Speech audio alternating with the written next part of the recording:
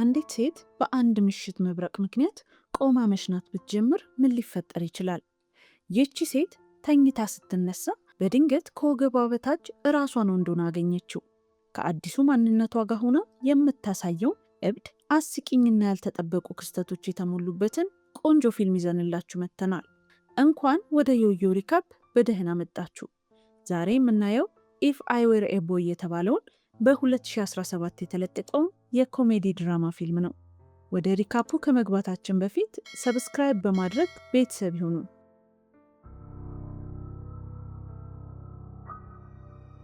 ታሪኩ የሚጀምረው ጄን በምትባል እድሜዋ ወደ 39 ዓመት ገደማ በሆነ እንስት ነው። እቺ ሴት በአሁን ጊዜ የራሷ የሆነ የትዳር ቀውስ ውስጥ ናት። እንዲያውም ባሏ ሌላ ሴት መርጦ በጭካኔ ጥሏት ሄዷል። ነገር ግን እንደ እድል ሆኖ ጄን ሁል ጊዜ እሷን ለማቀፍ ዝግጁ የሆኑ ሁለት ተወዳጅ ልጆች አሏት። ግንኙነታቸው እሷ እንደምትፈልገው ያህል ጥሩ ባይሆንም በልጆቿ ግን ደስተኛ ለመሆን ትሞክራለች። ጄን በተፈጥሯ ሙሉ ጉልበቷን በስራዋ ላይ አተኩራ የምትሰራ ሰራተኛ ናት። ነገር ግን በሚያሳዝን ሁኔታ በደካማ ስብዕናዋ ምክንያት ሁልጊዜ በስራ ቦታዋ ላይ ትንገላታ ነበር። ዛሬም ቢሆን ኩባንያው ጋር እንደደረሰች ወዲያውኑ አለቃዋ በሳይት ላይ ያለውን ስራ እንድትቆጣጠርና ከስራ ባልደረቧ ማርቲን ጋር እንድትሄድ አጥብቃ አስገደደቻት። ጄን ግን ከማርቲን ጋር መሄድ አልፈለገችም ነበር። ምክንያቱም እሷ ከማግባቷ በፊት ከማርቲን ጋር የፍቅር ግንኙነት ነበራት። አሁን ግን እሱም አግብቶ ልጅ ወልዷል። ጄን ሳይት ላይ ስትደርስ ያደረገችው ባለከፍተኛ ተረከዝ ጫማ በጭቃ ላስኬድ ይላታል። በዚህም ምክንያት ሰራተኞቹ ልክ እንደ ደካማ ልዕልት ነው የምትራመደው እያሉ መሳቅ ይጀምራሉ። እሷም ወደ ውስጥ ገብታ በታዘዘችው መሰረት የውሃ ቧንቧዎቹን ስትፈትሽ ውሃው በተሰነጣጠቁት ቦታዎች ላይ ልክ እንደ ፏፏቴ ወደ ላይ ይረጭ ነበር። ነገር ግን እሷ አሁንም በምርመራ ሪፖርቷ ላይ ቀላል የውሃ መፍሰስ ነው ብላ ጻፈች። ማርቲን ይህንን የጄን ደካማ ሪፖርት መታገስ አልቻለም እና ጄን ወደ ቢሮ እንድትመለስ ጠየቃት። ከዚያም የቀረውን ስራ እሱ ብቻው እንደሚሰራው ነገራት። ወዲያውኑ የቀድሞ ባሏ በቪዲዮ ኮል ደወለላት። ወደ ውጭ ወጥታ ስልኩን ስታነሳው በህጉ መሰረት ሁለቱን ልጆች በተራ በተራ ማሳደግ እንችላለን፣ እናም አዲሷ ሚስቴ በቅርቡ የሚያምር ሕፃን ወልዳልኛለች ይላታል። ስለዚህ ዛሬ ልጆቹን ከትምህርት ቤት መውሰድ እንደማይችልና እሷ እንድታመጣቸው አዟት ስልኩን ይዘጋዋል። ከዚያም ስልኩ እንደተዘጋ ጄን በጣም ተበሳጨች። በንዴቱ ምክንያት አዙሯት ልትወድቅ ስትል ማርቲን መጥቶ ከኋላ ይዛታል። ሆኖም የዚያ ቦታ መሬት በጣም የሚያንሸራትት ስለነበር ሁለቱም አብረው ጭቃ ውስጥ ይወድቃሉ። በዚያኑ ቀን ምሽት ላይ ተኝታ ዝናብ ሊመጣ እንደሆነ የሚያመላክት ደማቅ መብረቅ ነበር። መጥፎ የአየር ሁኔታ ያልተለመደ ነገር ሊከሰት እንደሆነ ፍንጭ ይሰጣታል። ፈሪዋ ጄን በመብረቁ በጣም ስለደነገጠች እስከ እኩለ ሌሊት ድረስ መተኛት አልቻለችም ነበር። ከዚያም ትንሽ እንቅልፍ እንደወሰዳት ሽንቷ ስለመጣ በድጋሚ ተነሳች። መታጠቢያ ቤት ውስጥ በፍርሃት ቆማ መሽናት ጀመረች። ነገር ግን ጄን ለዚህ ግርግር ምንም ትኩረት ሳትሰጥ ተመልሳ መታ አልጋዋ ላይ ተኛች። ከዚያም በድንገት አይኖቿን በመክፈት ሽንቷን እንዴት እንደሸናች ማሰብ ጀመረች። ወደ አልጋ ከመሄዷ በፊት ብዙ ጠጥታ ስለነበር በቅዠት ውስጥ እንዳለች አሰበች። ነገር ግን ይህ አስተሳሰብ ቢኖራትም የላይኛውን ሰውነቷን ነካች። እንደ ዕድል ሆኖ ሁሉም ነገር ደህና ነበር። ነገር ግን ከእግሮቿ በታች ስትነካ ሙሉ በሙሉ ደነገጠች። እንደገና በጥንቃቄ መረመረችውና በእርግጥ እንዴት እንደሆነ በማታውቀው ሁኔታ የወንድ ብልት ነበራት። በድንጋጤ ጮኸች። ከዛም መልሳ አፏን ይዛ መገረም ጀመረች። በዚህ ምክንያት ሁለቱ ልጆቿ ነቅተው እናታቸውን ለማቀፍ መጡ። በሩን ሲከፍቱ ጄን ምንም እንኳን ልጆቿን ማቀፍ ብትፈልግም አሁን ግን ወደ እሷ እንዲጠጉ አልፈቀደችም። ይልቁንም የሚያስገርመው የድምጿ ቃና ልክ እንደ ወንድ እስኪመስል ድረስ ጎርናና ሆኖ ነበር። በዚህ ለውጥ ምክንያት ጄን ጉሮሮዬን አሞኛልና ከተሻለኝ በኋላ አቅፏችኋለሁ ብላ ለመዋሸት ተገደደች። ልጆቹ ከሄዱ በኋላ ሱሪዋን ከፍታ በድጋሚ ሰውነቷ ላይ የተተከለውን የወንድ ብልት አየችው። ስትነካውም በጣም ህመም አለው። አሁን ህልም ወይም ቅዠት እንዳልሆነ አረጋግጣለች። ከድንጋጤዋ እንደምንም ተረጋግታ ያረገችው የውስጥ ሱሪ ስላልተመቻት ሰፋ ያለ ልብስ ፍለጋ ሙሉ ቤቷን መፈተሽ ጀመረች። ከዚያም እንደ እድል ሆኖ በአንድ አሮጌ ሳጥን ስር የቀድሞ ባሏን የውስጥ ሱሪ ያገኘች። ይህ ለጄን እፎይታን አመጣላት። ነገር ግን ይህ የተቀየረ የሰውነት ክፍሏ ሁልጊዜ ለጄን ህመም እንዲሰማት ያደርጋት ነበር። ስትንቀሳቀስም ምቾት ይነሳታል። ጠዋት ላይ ብስክሌት እየነዳች ሳለ በድንገት ያንን አካሏን ነካችው። ይህም ከበድ ያለ የህመም ስሜት አመጣባት። አሁን የሆነ መፍትሄ ላይ ካልደረሰች በስተቀር ስራ ላለመሄድ ወሰነች። ምክንያቱም በስራ ወቅት ሚስጥሯ እንዳይጋለጥ ስጋት ነበራት። ይህ እንዳይሆን በመፍራትና በመጨነቅ ከረጅም ጊዜ በኋላ ከቤት ሆና ፍቃድ ወሰደች። አሁን ጄን ከታች ሙሉ በሙሉ ወንድ ሆናለች። ስለዚህ ልክ እንደ ወንድ አይነት ስሜት እየተሰማት ነው። ነገር ግን ይህንን ችግር ብቻዋን መፍታት ስላልቻለች ዝም ብላ ተቀመጠች። ብዙ ካሰበች በኋላ በመጨረሻም ወደ ምርጥ ጓደኛዋ ግሎሪያ ሄደች።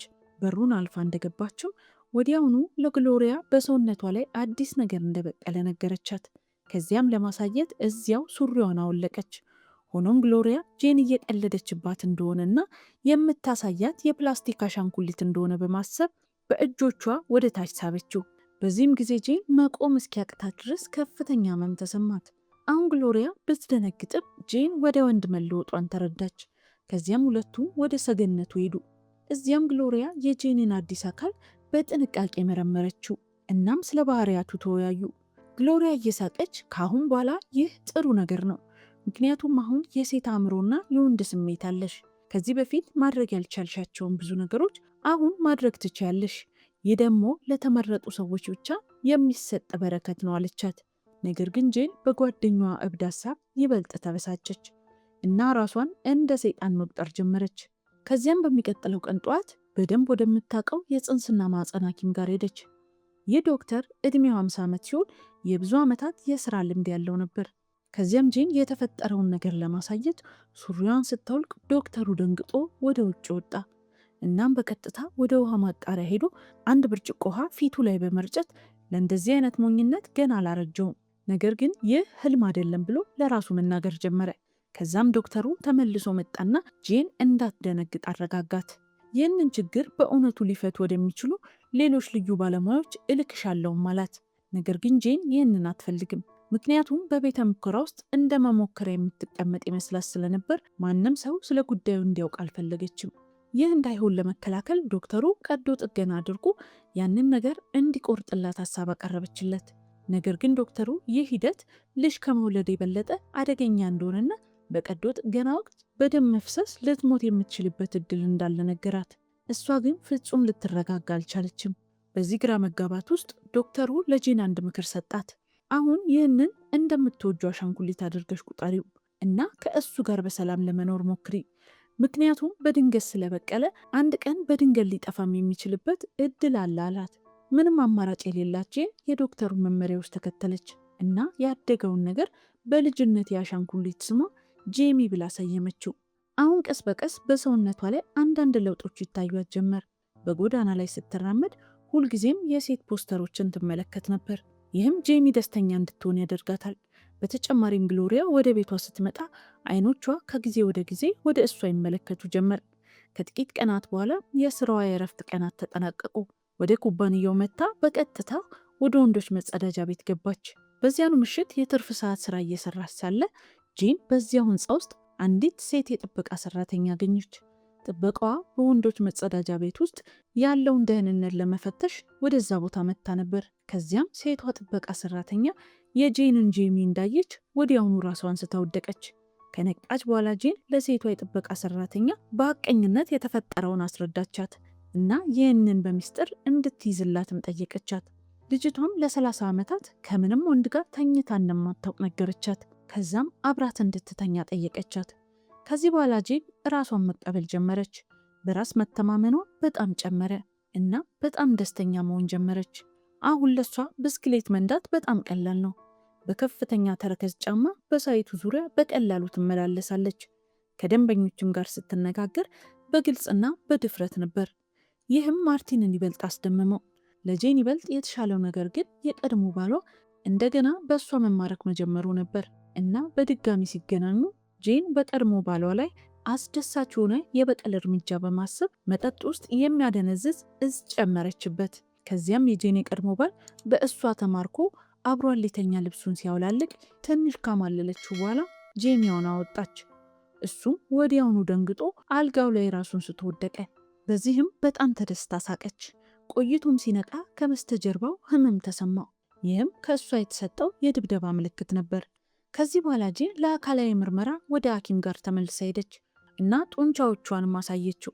በዚህ ምክንያት ዶክተሩ በሚያስደንቅ ሁኔታ በጄን አካል ውስጥ የወንድም የሴትም ሆርሞኖች በአንድ ጊዜ እየጨመሩ መሆናቸውን አወቀ።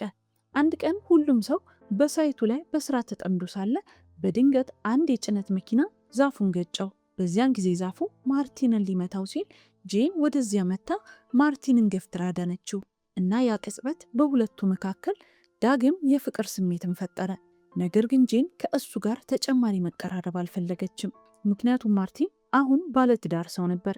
ከዚህ በኋላ በገና በዓል ወቅት ማርቲን ከሚስቱ ጋር እንደተፋታ ታወቀች እና ማርቲንም ተገናኝቶ አብረው እንዲያመሹ ሲጠይቃት በሀሳቡ ተስማምታ ቀጠሮ ቦታ ሄደች። ሁለቱም ትዳራቸውን የፈቱ ስለነበሩ በአንድ ባር ውስጥ እየጠጡ ማውራታቸውን ቀጠሉ። ከማርቲን የፍቅር ቃላት ጄን እንደሚወዳት ተረዳች። ነገር ግን ምን ብላ መመለስ እንዳለባት አታውቅም፣ ምክንያቱም አሁን ያለችበት ሁኔታ አስቸጋሪ ሆኖ ነበር። እያወሩ እያለ በፍቅር ማርቲን ጄንን ለመሳም ተጠጋት። ነገር ግን ጄን በጣም ከመፍራቷ የተነሳ ትንሽ የቆዳ አለርጂ ያለብኝ ብላ ትታው ሄደች። ከዚያም በሌላ ቀን እንደገና ሲገናኙ ጄን ስለ ልጆቿ ምንም አይነት ውይይት ስላልፈለገች የአንድ ሌሊት ግንኙነት እንደማትፈልግ ነገረችው። እሱም እንደሷ ከአንድ ቀን ያለፈ ግንኙነት እንደሚፈልግ ነገራት። እናም ቀስ እያለ አሁንም ሊስማት ተጠጋ። ይህን ያየችው ጄን ወደ ኋላ ስትሸሽ ተንሸራታ ወደቀች። ነገር ግን አሁን ጄን እስከ መቼም እንደማሸሽ ታውቋታል። ማርቲንን ከመሳም በስተቀር ምንም ማድረግ አትችልም። ስለዚህ ወደ ቤቷ ሲሸኛት ባትፈልገውም መልሳ ሳመችው። አሁን በሁኔታው የተጨነቀችው ጄን እንደገና ወደ ጽንስና ማህፀን ሐኪሟ ጋር ሄደች። ዶክተሩ የጾታ መቀየር ሂደቶችን በማድረግ በደንብ የሚታወቅ ሆስፒታል እንዲነግራትም ጠየቀችው። ነገር ግን ዶክተሩ እንደገና ሴት መሆን ከፈለገች ቀዶ ጥገናው በትክክል እንዲጠናቀቅ ብዙ ዓመታትን እንደሚፈጅ ነገራት እና ውጤቱ በትክክል ይሁን አይሁን ደግሞ ሌላ ረጅም የጭንቀት ቀናት እንደሚያስጠብቅ ነገራት። አሁን ጄን የተስፋ መቁረጥ ስሜት ተሰማት። ከዚያም ዶክተሩና ግሎሪያ ማርቲንን በእውነት የምትወደው ከሆነ የአሁኑን ማንነቷን ችላ እንድትልና ለእሱ ያላትን ፍቅር ለመግለጽ ቅድሚያ መውሰድ እንዳለባት ነገሯት። ይህንን ማበረታቻ ሰምታ የሰውነቷን ሚስጥር ለመናዘዝ ጄን በድፍረት ወደ ማርቲን ሄደች። እዛ ደርሳ ለማርቲን እያወራችለት ያለ በድንገት የመብረቅ ብልጭታና በዚያ ምሽት እንደነበረው የአየር ሁኔታ ጠንካራ አውሎ ንፋስ መንፈስ ጀመረ። ከዚያም ጄን በድፍረት ልብሷን አውልቃ ሁሉንም ነገር ልታሳየው ወሰነች። በድንገት ግን በዚያ አውሎ ንፋስ ውስጥ ወደ ቀድሞ ጾታዋ ተመለሰች። አሁን የጄሚ ተሞክሮዎችና ስሜቶች ተጠናቀቁ። ያ የሚያስፈራት በሰውነቷ ላይ የበቀለው ነገር አሁን ጠፋላት። በደስታ ወደ ማርቲን ሮጠችና ሳመችው። ምንም እንኳን ጄን አሁን እንደ ቀድሞ ሴት ብትሆንም ነገር ግን ያቺ የቀድሞ ፈሪ ጄን አልነበረችም። ወደ ሴት አካሏ ከተመለሰች በኋላ ከማርቲን ጋር ደስተኛ ህይወት መኖር ጀመረች። ነገር ግን ይህ ሁሉ ረጅም ጊዜ አልዘለቀም፣ ምክንያቱም በአንድ ወቅት ከሴቷ የጥበቃ ሰራተኛ ጋር አብራ አድራ ስለነበር። ያቺ የጥበቃ ሰራተኛም ሕፃን ልጅ በእቅፏ ይዛ በድንገት ጄንን ለማግኘት መጣች። የዛሬው ታሪካችን በዚህ ትዕይንት ተጠናቀቀ። ይህ የኮሜዲ ፊልም ካዝናናችሁ ቪዲዮውን ላይክ እና ሼር በማድረግ ለወዳጅ ዘመዶ ያድርሱ።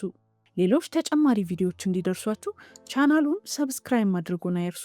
እስከ ታሪኩ ፍጻሜ ድረስ አብራችሁን ስለቆያችሁ እናመሰግናለን።